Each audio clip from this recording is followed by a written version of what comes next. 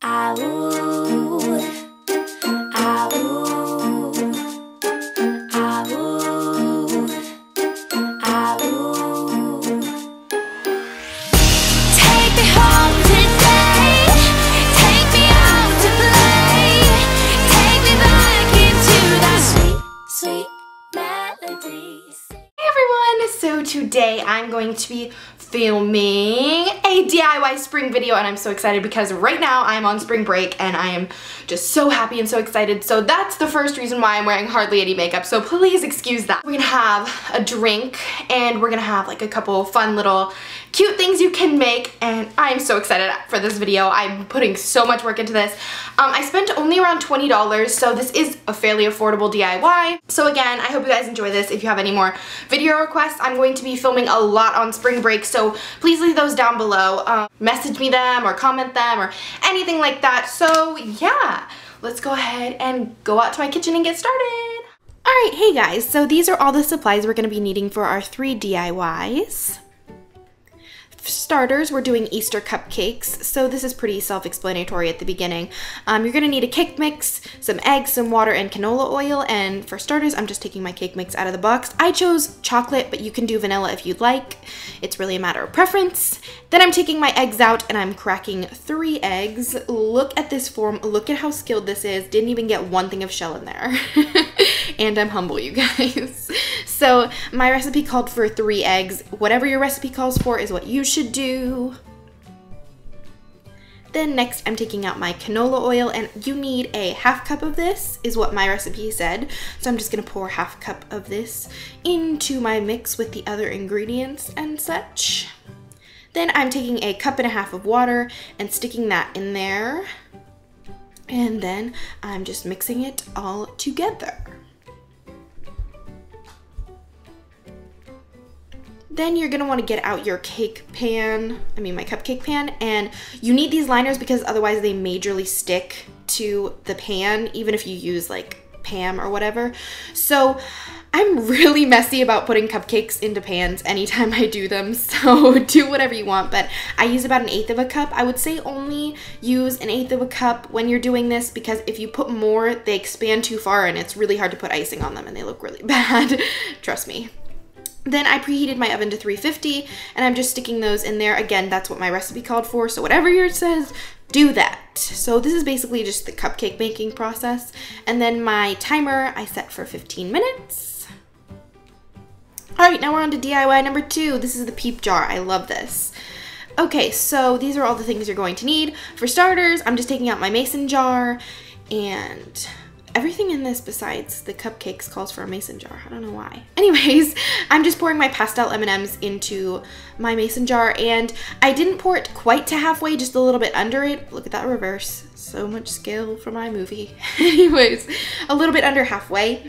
And then I'm taking out my peeps. Whatever color peeps you want, you can use. I just decided on the purple because I really liked them.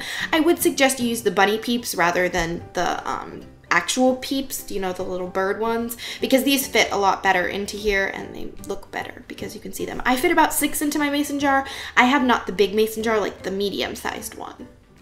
Then I took some more M&Ms and stuck them down in the middle just to make sure that the peeps would stand up. Then for extra measures, I just added in a little bit thing of hot cocoa because I'm going to be giving this to someone, and I just thought that was cute. You don't have to do that. Then for the fabric, this is really a matter of guess and check. It took me so many times to guess how big I would need this because, again, it's a matter of preference of how long you want the fabric to be hanging out of the sides of the mason jar, because I didn't want mine too long because I still want people to be able to see the peeps and stuff. So again, I'm just guessing and checking, just cutting it smaller and seeing how I like it. And then once you get to that, you just stop. I don't know what to say.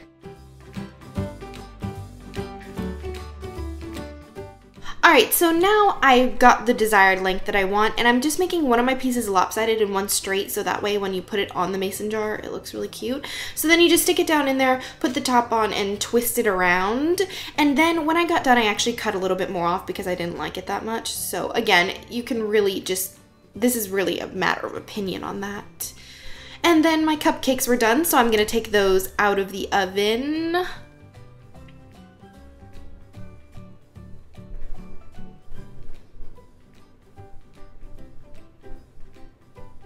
Next is our DIY on the Circus Animal Milkshake. I love this. I think this is so cute. All right, so you're gonna take your Caro corn syrup and you're gonna stick that around the sides of your mason jar, and then you're going to just put it on your butter knife and just stick it right around there.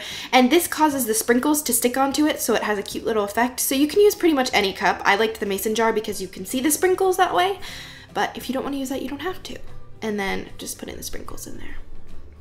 Then this again is a matter of how many people you're making it for. I put about 3.5 scoops of ice cream in there, and then I filled the milk up halfway to the ice cream, filled the tub up halfway. Okay, and then I just put it around, and this made a really little milkshake. So I would double it if you wanted to make like a bigger one / split it with someone else.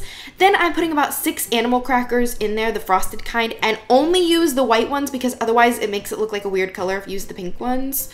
So yeah, I'm using reverse again. Basic iMovie skills, guys. And then just pouring that straight in there and sticking my little straw that you can get from Target in there. Isn't that really cute? I just think it tastes so good. Okay, now we're back to the cupcakes. So you're gonna wanna take them out of the pan and just get them all ready to be frosted. Now, I used vanilla icing on this, and you're gonna need vanilla icing if you want it to look like this. So I took about half of the container of vanilla icing, but you're gonna wanna do more than that because this did not frost all the cupcakes. Then I'm taking my Wilton, these are food colors, but they're like gel food colors, and just sticking that in there. And I wanted a pastel green rather than a Kelly green, so that's what I got.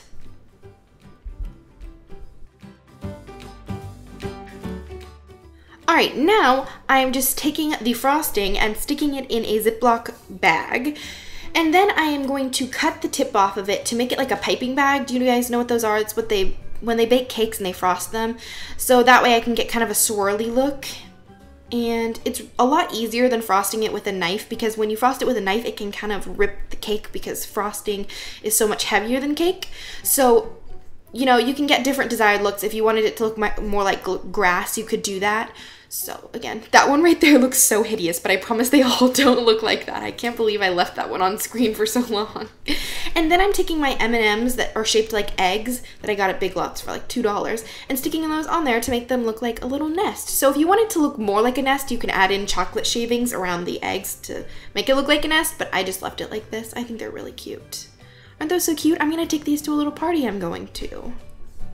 I love them. Well, thank you guys so much for watching. I hope you enjoyed this video, and I'll see you guys back here on Friday.